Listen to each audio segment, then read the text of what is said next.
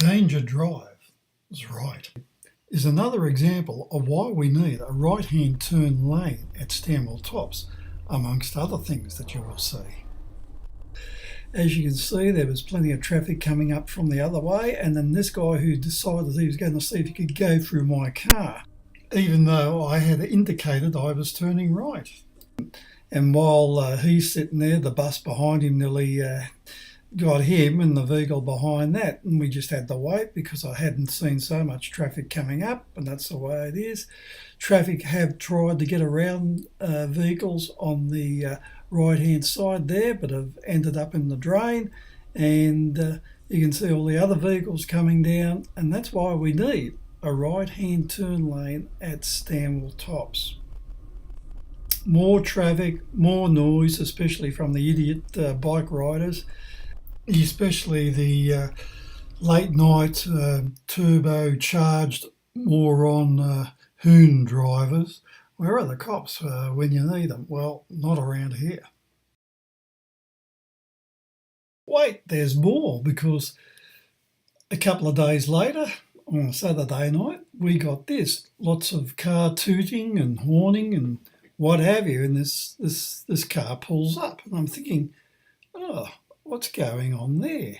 And then I could see lights within the car, like someone's looking at their mobile phone. I guess they use their GPS tracker to get somewhere, and it overshot them by a mile and got them nowhere, which is usually the case with GPS trackers. And they're looking at it, look, there's somebody in the back there, and you sort of think, well, I wonder what's going on. This is a bit strange, and I mean, this is the bad section of road, and they're over in the lane a little bit. And so what we see then is a bit of something going on. So we go in for, and here comes the driver. He gets out and walks to the back of the car, goes around to the other side, obviously to talk to somebody or something, and we see the passenger get out.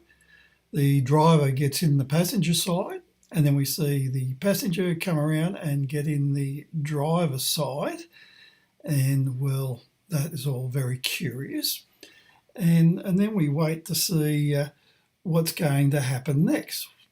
Well, obviously, for some reason, they're pulling out. Yep, okay, they're going to pull out and go south. And then actually, no, what they do is go backwards.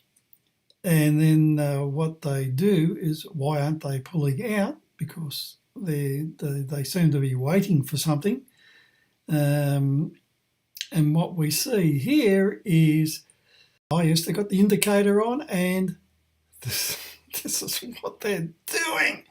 They're doing this at night time on this dangerous road, and they're going very, very, we've nearly got it, we've nearly turned, oh, thank God for that, there's no traffic coming, and off we go. Isn't that wonderful? Because zoop, and then we have another zoomp, and boy. But if you thought that was incredibly stupid, have a look at this. Putting one's life in danger by jogging up the side of this road. And while we're at it, when I went on the a local Facebook page to put up how dangerous this was, I got absolutely lambasted because this person actually saw it and dobbed themselves in. But actually the point is to show that someone is jogging on the road. You've got to provide hard evidence to the authorities to say how dangerous it is. Anyway, this person got their nose out of joint, a lot of whinging went on, and the usual terrorist comments online, troll comments. And the local trolls were so stupid they used their own actual names. But go figure. And the idiot hilarious thing was the fact that obviously someone, her partner, tried to contact me because he wanted photographs from me. Yeah, sure. Sorry, I don't do requests.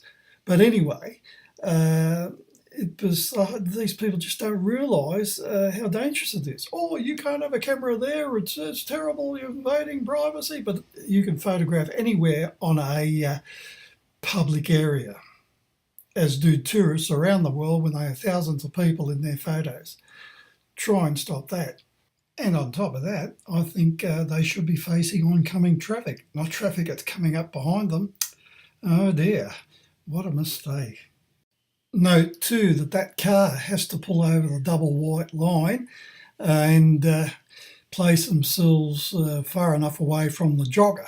I don't know about rules for that sort of thing, but bikes zoom up and down here at least 80 to 100. The speed limit's 60. Most people drive less than that, but they do. And all you need is one coming the other way and goodbye. I mean, how incredibly dangerous. I mean, what is it with these people? Oh, this one's walking. This is really great. There is no pedestrian access, but they just walk on the road. And this is a big worry to the RMS. They're getting more and more concerned. And it is a worry because I don't want to see bits and pieces of people down there. Okay, then after all that, the fruit and veggie guy comes along and sticks his signs illegally over all the RMS direction signs. The white post behind the peaches sign, and it's stuck on there. And the RMS say, well, they can put their signs anywhere except on RMS safety signs. And this is a record because I'll have to get on to the RMS because they asked to be told that they're there so they can get onto the owner to remove them. However, some diligent other people decided to do that for themselves and have a good photographic record as long as they don't get run over.